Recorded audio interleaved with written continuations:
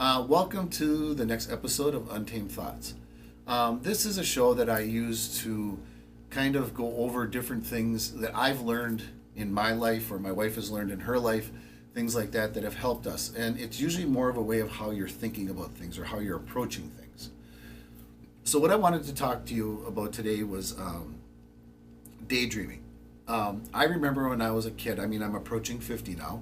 But I remember being little, back then the report cards were so different. They were handwritten and there were all these notes and all this stuff. And I remember every time I got a report card and every parent teacher conference I had to go to, and I hated going to those things, was they would say he's a daydreamer, that was bad to them. That was a bad thing that I was a daydreamer, and I used to always try to stop doing that, stop thinking that way, stop letting myself daydream about things, and as I got older I started to realize that I still was daydreaming. Like when I got into jobs that were more repetitive type things where you didn't have to think too much about them, I would be daydreaming about other things that I wanted in my life. Back then I was pursuing competitive bodybuilding on the side, and that was a big part of my life. So I remember when I would have a certain job, like I worked at Stolting's. It was a factory in Kiel, and it was a very repetitive job, and you didn't really have to think a lot about it. And I would catch myself daydreaming about someday wanting to be Mr. Wisconsin, and someday wanting to be a national champion. To become a national champion in bodybuilding is extremely hard. Only a handful of people have ever accomplished that in the sport. So those were very lofty daydreams that I was having. But what I realized is that when I daydreamed about something, I was opening up that possibility in my mind. I'm making that a possible reality for myself. I'm not looking at it going, no, I'm not going to think about that because that'll never happen to me. That daydreaming isn't doing that. Daydreaming is saying to yourself and putting the energy out into the world that, this is a possibility for me. And if I work hard enough, I know that this could happen for me. I'm not dispelling and saying it could never happen.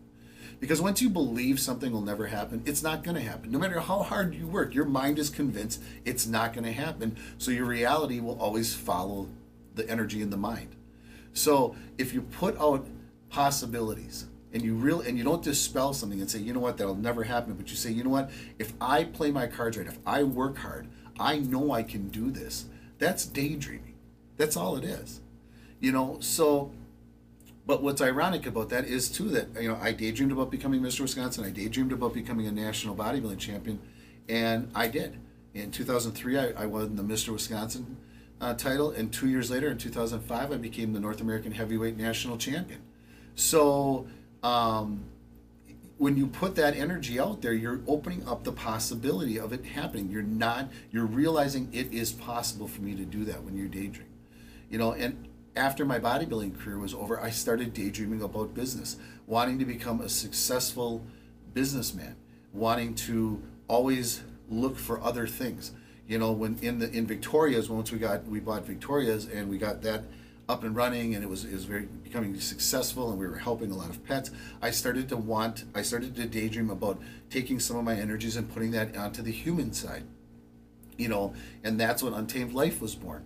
It wasn't like we just decided one day and opened Untamed Life. It was a year or two of daydreaming about that, thinking about it, how it would happen. When we're driving, you talk and you speculate, and people would think that was just, wishful thinking and things like that. No, what we were doing was we were putting the energy out, saying, we think this could happen, and this is what's happened today. Untamed Life, which is our human company, basically, is becoming very, very successful. It's growing every single day. And we also realized that we needed to there was a product that we were missing in our line. We couldn't figure out what it was, but we needed to have that one really go-to product that was just a really good quality product that everyone could benefit from. And then all of a sudden, we start to see the CBD, and Untamed CBD was formed. So don't discourage your kids from daydreaming. Let them daydream. Obviously if they're in school and they're just looking out the window all day and not getting their homework done, that might be disruptive. But if they're daydreaming, don't discourage daydreaming, because when you're daydreaming, you're setting goals for yourself. You're opening up possibilities to yourself. You're expanding your mind to what the reality could truly be in your life. If you don't believe it's going to happen, it's not going to happen for you, no matter how hard you work.